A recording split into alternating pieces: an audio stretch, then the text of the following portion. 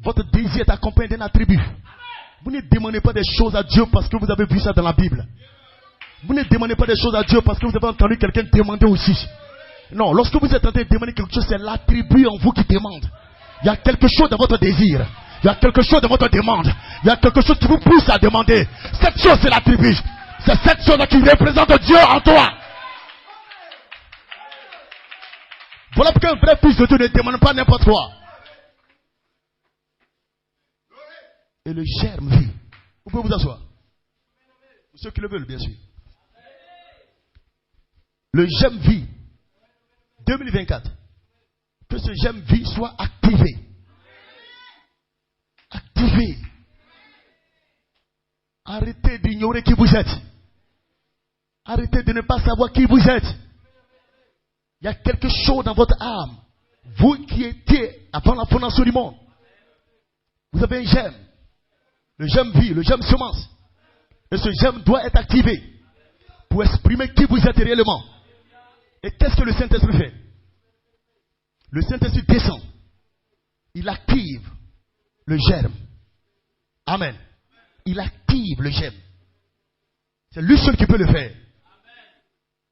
C'est quand le germe est activé, les promesses qui sont prêchées. Amen. Les promesses qui sont libérées. Les promesses qui sont relâchées. La parole de Dieu qui est prêchée, qui est libérée. Parce que vous savez que Dieu est éternel. Donc tout ce qui sort de lui est éternel. Peu importe le temps que peut prendre une promesse éternelle, elle va s'accomplir.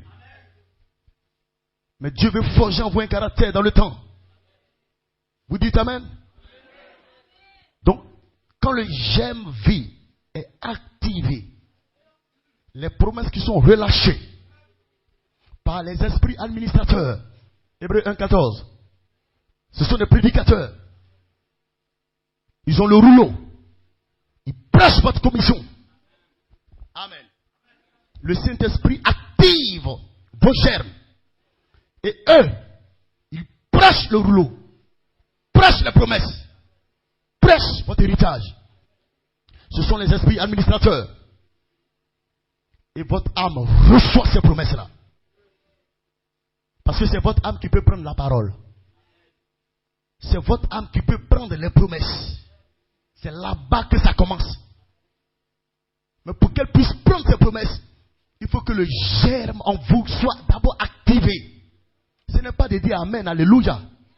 Non, il faut que le germe en vous soit activé. Et quand il est activé dans votre âme, il reçoit les promesses qui sont relâchées par les esprits administrateurs. Les Éphésiens 4, le quintuple ministère. Puis Amen là-bas. Écoutez-moi très bien. Vous allez comprendre que vous devez aller au-delà des cris et des sauts. Alors, votre âme prend les promesses. Le germe est activé. Et qu'est-ce qui va se passer? Parce que le germe est maintenant activé. Il peut recevoir les promesses. Votre âme peut recevoir la parole. Votre adoration n'est plus comme celle peut-être d'un dénominationnel quelque part. Votre adoration n'est plus comme ce témoignage que vous donniez il y a de cela 1 an, 2 ans, 3 ans. Non, le germe est maintenant activé. Vous recevez les promesses. Vous devenez dingue. Alléluia. Et quand ce germe est activé et que les promesses sont reçues dans votre âme, il y a un processus qui s'enclenche. Le processus s'enclenche. La reproduction du germe de vie. Vous allez voir que vous êtes en train de vous reproduire selon les promesses qui ont été libérées. Les promesses qui ont été relâchées. Pourquoi souvent lorsqu'on prêche les paroles de Dieu, les promesses, souvent d'autres, les promesses sont suspendues. Parce que le germe est fermé. Le germe n'est pas activé.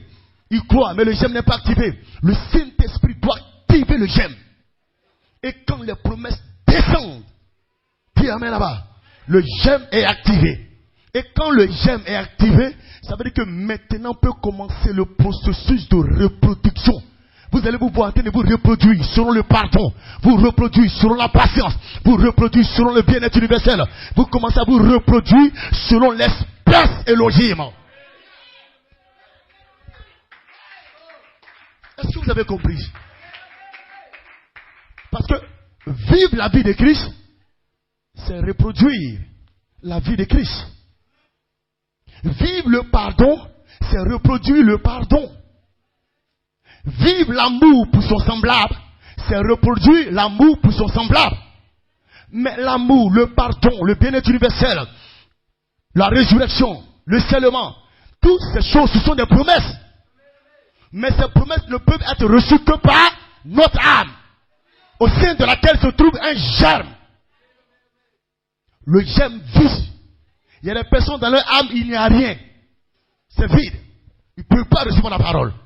Ils vont écouter la parole de Dieu être prêchée, mais ils ne pourront jamais recevoir cela.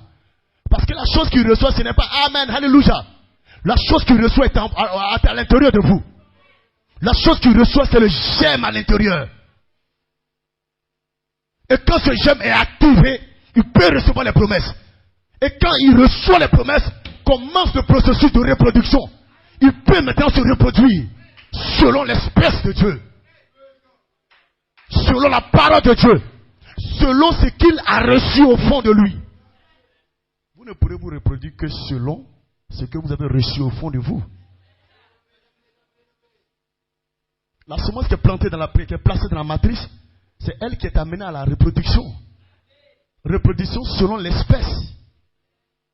Vous comprenez cela? Alors, donc s'il n'y a rien qui a été placé là, aucune reproduction. Mais il faut que la matrice soit ouverte, le germe soit activé. Et quand le germe est activé, quelque chose descend. La manière de prendre la parole de Dieu, c'est différent. Lorsque quelqu'un veut te distraire, non frère, il ne faut pas jouer avec moi. Il y a quelque chose qui est ouvert en vous. Vous ne pouvez pas voir avec vos yeux. Vous ne pouvez pas toucher avec votre main. Mais vous avez cette assurance qu'il y a quelque chose qui s'est activé. Quelque chose qui s'est activé. Et vous acceptez la promesse. En tant qu'ainsi dit le Seigneur. Je prends cette promesse avec ainsi dit le Seigneur. Je prends cette bénédiction avec ainsi dit le Seigneur. Je ne laisse pas quelqu'un patiner sur ce chemin-là. Gloire!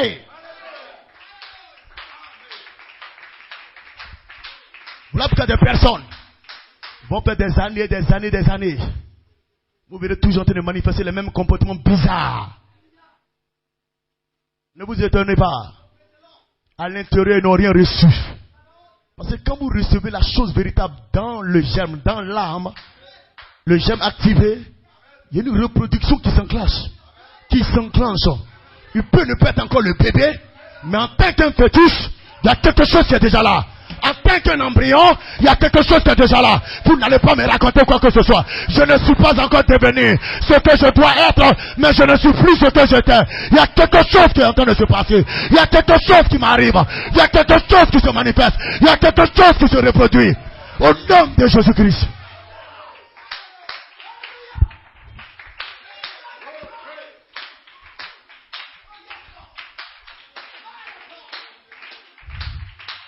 Et toi-même, tu es au courant de cela.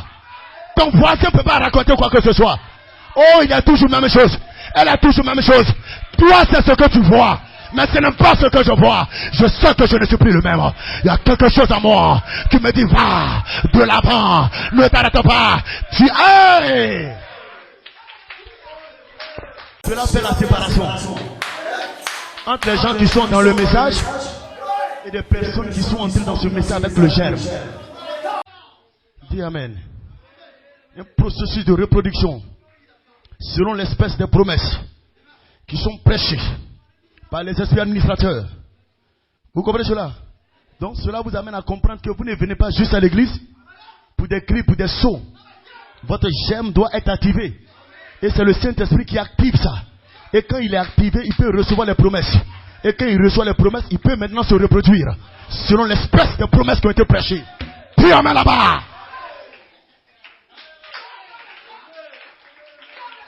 Donc qu'est-ce que ton voisin a à voir? Qu'est-ce que ta voisine a à voir? Non, celui-là, c'est mon frère de sang. Celle-là, c'est ma soeur de sang. On s'en fout de ça.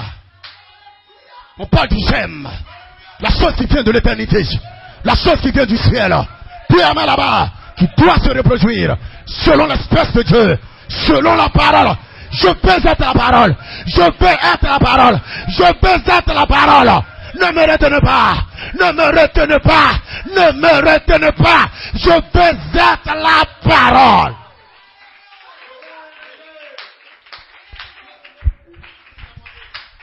Amen. Une personne en qui le j'aime vit et activé. On ne vient pas pour écouter juste un orateur. Le pasteur va prêcher encore. Hein? Le pasteur va prêcher avec un feu. Hein? Non, je ne suis pas ici pour ça. Qui lui prêche avec un feu? Qui lui prêche comme ça? J'ai besoin de promesses. Mon âme a faim. Mon âme a soif d'être comme Jésus. Mon âme a soif. Mon âme a faim d'être comme Jésus. Je respecte l'homme de Dieu. Mais j'attends plus que ça. J'attends plus que ça.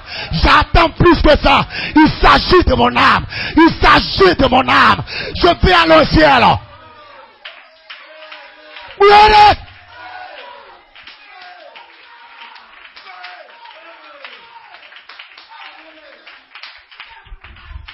Voilà pourquoi nous respectons les hommes de Dieu. Mais nous n'avons pas peur. Prêche la parole. C'est pour ça que Dieu t'a mandaté. Dieu ne t'a pas mandaté pour venir me dominer. Dieu ne t'a pas mandaté pour dire que si tu ne me crois pas, tu vas aller en enfer. Tu penses que c'est ça que j'ai envie d'entendre, homme de Dieu? Tu sais à qui tu t'adresses, homme de Dieu? Tu t'adresses avec une personne. Tu étais avec Elohim avant la fondation du monde, avant la création du monde. Dis à là-bas, une telle personne, on ne peut pas jouer avec son âme. On ne peut pas marchander son âme. Tu ne peux pas faire du commerce avec son âme. Son âme a trop de valeur. A trop de valeur. A trop de valeur. Dis à là-bas. Dis Hosanna. Hallelujah.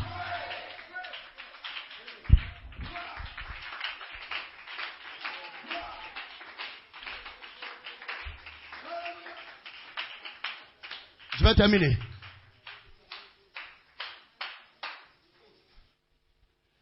Amen. Avant qu'il y ait un monde, une terre, un ciel, il avait qui? Elohim. Le tout suffisant. Elle est là, Elohim, l'attribut, l'éternel, l'esprit. Mais regardez, on ne pouvait jamais savoir qui il était jusqu'à ce qu'il exprime les pensées qui étaient en lui. Et quand il exprimait les pensées ont pris corps, la parole. Parce que l'expression de la pensée, qu'est-ce que c'est? C'est la parole. La parole est l'expression de la pensée. Donc lorsque les pensées prennent un corps, elles prennent le corps parole. Et ce corps parole, c'est la théophanie. C'est le logos. Voilà pourquoi Jean pouvait saisir et dire, au commencement était la parole. Et la parole était avec Dieu. Elle était elle-même Dieu, elle était Dieu. Vous comprenez? L'expression de la pensée Elohim, devenant la parole, devenant le corps parole. Melchisedec. Amen. Le logos, la théophanie. Et Dieu s'est exprimé. Vous comprenez cela? Voilà pourquoi si vous venez vraiment de Dieu, arrivé à un certain moment, il doit avoir l'expression des pensées qui sont cachées en vous. Vous ne pouvez pas rester comme ça, parce qu'on ne vous connaît pas comme ça. Vous êtes revêtu simplement d'un voile de chair. Et le voile de chair fait perdre qui vous êtes réellement. Voilà pourquoi Elohim, il était voilé. Pas avec la chair, mais il était l'esprit, il était le néant, il était l'éternité. Il était les pensées, il était les attributs, mais il va exprimer cela. Il va exprimer les pensées. Il veut se dévoiler. Montrer qui est-ce qu'il est. Et le seul moyen pour montrer qui est-ce qu'il est, c'est au travers de la parole. Voilà pourquoi la parole est la pensée exprimée. Donc nous également, si nous venons de ce Elohim, il doit avoir un temps où nous devons être exprimés. Et lui, quand il est exprimé, il exprimait les couleurs. Il exprimait les vertus. Il exprimait l'amour, le pardon, la joie, le guérisseur, le sauveur. Voilà les attributs qui étaient sortis de Elohim, qui descendaient, qui découlaient de Elohim. L'amour, le pardon, la justice, le bien-être universel, le guérisseur, le sauveur. C'est ces attributs qui descendaient, qui découlaient. Et cela s'est retrouvé dans le corps, parole. Amen. Et nous étions en lui, en tant que des attributs, des pensées. Nous également, nous avions été exprimés dans le logos. Amen. Qui est le corps, parole. Mais qu'est-ce qui va se passer? Dieu ne va pas permettre que nous habitions dans le logos. Il ne va pas permettre que nous habitions dans notre corps théophanie. Il va contourner la théophanie. On va contourner ce que nous sommes réellement, qui est la parole.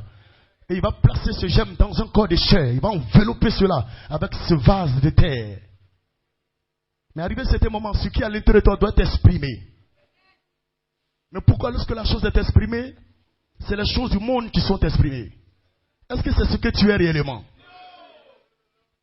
Parce que Elohim, lorsqu'il était exprimé dans la parole, c'était quoi? L'amour, la justice, le pardon, les qualités, les vertus, la longanimité, la bénignité, la patience, l'affection fraternelle. Amen, la charité. Voilà l'expression Elohim. Il s'est exprimé dans la parole. Et ce sont ces vertus, ces qualités-là que nous avons vues. Et nous étions en lui, selon le prophète Malachika, nous étions Elohim. Nous étions des pensées en lui. Proverbe 8 déclare que nous étions avec lui pendant qu'il créait. Ce qui veut dire qu'un temps vient dans notre marche, nous devons aussi être exprimés. Exprimer la profondeur qui est en nous. Exprimer les pensées qui sont en nous. Exprimer les vertus qui sont en nous. Exprimer les qualités qui sont en nous. Parce que nous sommes venus du ciel avec quelque chose qui représente Dieu. Et ce qui représente Dieu est voilé dans notre âme. Mais pourquoi? Lorsque nous sommes en train d'exprimer ce qui est en nous, c'est la méfiance qui sort. C'est l'hypocrisie qui sort. C'est le manque de pardon qui sort. Le manque de partage qui sort. Mais regardez ce qui est en train d'être exprimé. Souvent vous vont jusqu'à accuser d'autres personnes. Non, c'est lui-là qui fait que je suis devenu comme ça. C'est celle-là qui a fait que je suis devenu comme ça. En fait, tu n'as rien compris. C'est de toi que la chose est exprimée. C'est de toi que la chose sort. Ça veut dire que c'est en toi. Quand tu cesses de faire porter le chapeau à quelqu'un, la personne a été utilisée juste pour que ce qui est caché en toi comme profondeur soit relâché. Voilà pourquoi ce n'est pas un hasard que celui-ci soit là, que celle-là soit là, que telle personne soit là. Dieu nous met ensemble pour qu'à partir de l'autre, tu te rendes compte de ce qui est caché en toi. Les choses auxquelles tu n'es pas encore mort. Mais un fils de Dieu doit s'arrêter et retourner au commencement. Parce que Dieu n'a fait qu'exprimer la parole. La parole est l'expression de la pensée, des attributs, des pensées Elohim. Il n'y avait pas la méfiance dedans. Il n'y avait pas l'hypocrisie dedans. C'était l'expression de la pensée Elohim qui devient la parole. Et nous étions en Elohim en tant que pensée. On était voilés dans un corps de chair. On a été placés dans un corps de chair. Maintenant, nous devons exprimer le j'aime qui est en nous. Exprimer la pensée Elohim qui est en nous. Mais pourquoi est-ce que c'est n'importe quoi que nous exprimons? Pourquoi? On doit se ressaisir, mes frères. Parce que l'heure est avancée. Si nous venons réellement de Dieu, Dieu est exprimé dans la parole. Nous également, nous devons être exprimés dans la parole. On doit voir les vertus en vous. On doit voir les qualités en vous. On doit voir les vitamines en vous. Les qualités éternelles. C'est ce qui doit être exprimé. L'amour divin, la charité doit être exprimé. Le pardon doit être exprimé. Longtemps vous avez exprimé autre chose. À moins que vous n'ayez rien à voir avec la pensée originelle. À moins que vous n'étiez pas dans la pensée arrière de Dieu. Et vous êtes ici comme un suiviste. Vous êtes ici comme une âme vide. Mais nous parlons des âmes rachetées. Et une âme rachetée, c'est une âme parole. Et dans cette âme parole se trouve un germe qui reçoit les promesses de Dieu lorsque le Saint-Esprit active cela. S'enclenche un processus de reproduction. Il doit avoir une reproduction. Je suis Elohim, je suis la femme de l'agneau. Je suis la femme de l'agneau. Je reçois la semence de sa parole. Dis Amen. Pour reproduire le Fils de Dieu. Marie n'a pas reçu une autre semence. Elle a reçu la semence parole. Elle a reproduit le Fils. Christ lui-même. Est-ce que vous comprenez cela? Et c'est à cela que nous partons. Oubliant tout ce qui a pu se passer l'année passée, les années antérieures. Mais nous regardons de l'avant. On fait nous saisir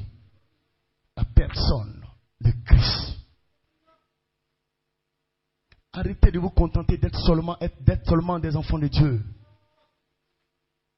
La semence doit devenir la personne de sa parole. Quand Dieu prononce sa parole, la semence de sa parole, mais elle doit suivre un processus. Et c'est l'expression, la parole, la semence parole qui était en lui, puisse devenir la personne de sa parole. Ça veut dire l'arbre. À quoi ça sert un grain de blé dans une pomme, dans une terre, si elle ne peut pas se reproduire jusqu'à devenir un arbre et produire encore d'autres fruits? C'est l'arbre, comme je vous l'avais dit, qui produit le fruit. Mais en tant qu'un grain, ça ne peut pas. Le grain, c'est la semence de sa parole. C'est le Fils de Dieu qui est en vous. C'est la fille de Dieu qui est en vous. C'est le grain, c'est la graine. Mais elle doit suivre un processus. Dans votre lieu d'épreuve, dans votre endroit d'épreuve, test après test, jusqu'à ce que vous atteigniez la maturité. Pour que ce grain, cette graine, devienne un arbre. C'est en ce moment que les branches pourront porter des fruits. Je suis le cep, Jean 15.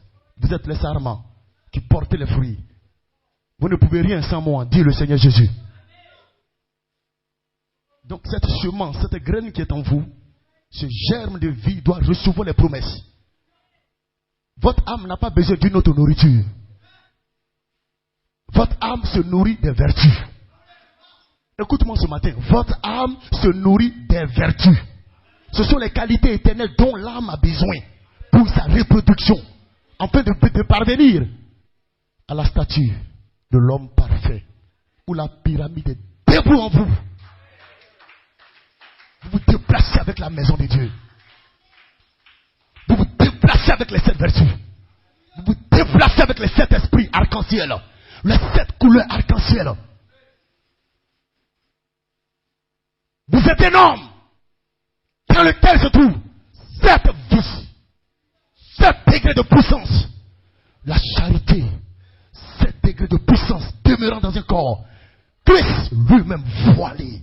Encore un peu de temps, le monde ne me verra plus. Mais vous me verrez. Parce que je serai avec vous. Mais non seulement ça, mais je serai en vous. Toute la plénitude, la plénitude, la plénitude, la plénitude. Regardez frère, le défi. Regardez le challenge. Vous allez vous mettre dans certaines considérations. Vous allez laisser les démons vous refroidir, vous ralentir, vous refroidir. Alors qu'il y a un challenge, il y a un défi. Vous devez avancer avec une foi. Une foi de défi. Pour faire face au défi. Je veux devenir la personne de sa parole. Pas seulement être la semence de sa parole. De la gloire, de la semence de sa parole, à la gloire de la personne de sa parole. Vous devenez la personne.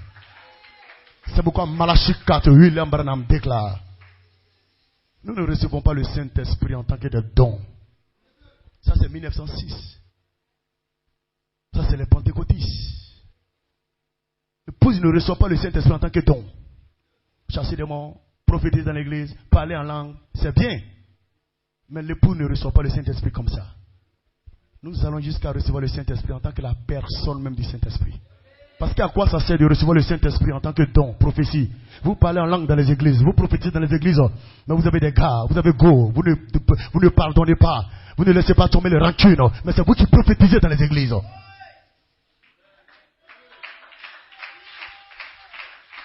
Et la véritable épouse va jusqu'à ce que la personne du Saint-Esprit tabernacle en elle. La personne du Saint-Esprit. Ce n'est pas Saint-Esprit en tant que prophétisé dans l'église. Ce n'est pas Saint-Esprit en tant que chasser démons, don de guérison, don de miracle. Non. Ça c'est le Saint-Esprit en tant que des dons. Mais nous cherchons le Saint-Esprit en tant que le donateur lui-même. La personne elle-même. La personne du Saint-Esprit. La personne de Jésus-Christ. Et c'est quand lui-même habite en vous, il n'y a plus de place pour la médisance. Il n'y a plus de place pour la méfiance. C'est lui qui habite en toi. C'est lui qui vit en toi. qu'est-ce qu'il vivra? Il vivra sa propre vie. Il vivra sa propre vie. Sinon, le Saint-Esprit vient, vous parlez en langue, vous prophétisez, vous faites ceci. Et il retourne parce que votre vie ne lui permet même pas de s'installer. Ça ne lui permet pas de s'installer là. La maison dans laquelle il est rentré pour prophétiser là, il y a trop de choses, donc il retourne. Mais quand vous allez jusqu'à ce que vous atteignez cette statue de l'homme parfait, la personne même de Jésus-Christ descend, se voile en vous. Il ne peut pas cohabiter avec quelqu'un d'autre. Le corbeau ne va plus s'asseoir sur la même perche avec la colombe, comme c'était dans l'arche de Noé. Puis là-bas, nous savons une autre arche où le corbeau ne pourra pas s'asseoir avec la colombe. Hey!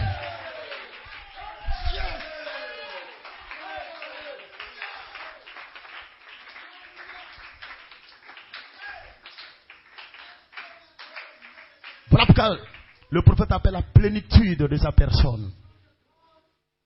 Frère, on en a besoin. C'est pourquoi je vous ai dit,